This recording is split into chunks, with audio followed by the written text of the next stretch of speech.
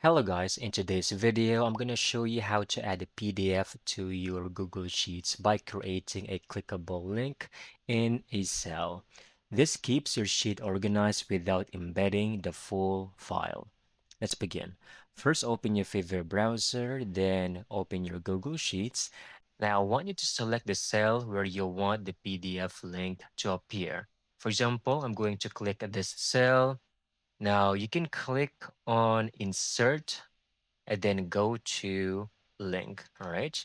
Now we will get back to this later. I want you to open your Google Drive and select the PDF file you already have here. So click on this icon which says share, and you should be able to easily copy the link over here. And make sure that this is set to anyone with a link. By default, it should be restricted. Easily change this to anyone with the link and then copy the link. You're done. Go back in here and paste your link in this section. All right. Then you can add any text to add any indicators or labeling for this. For example, let's just say resume and then click on apply.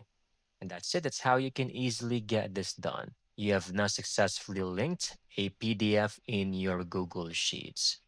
Thank you so much for watching. I hope you found this video very helpful.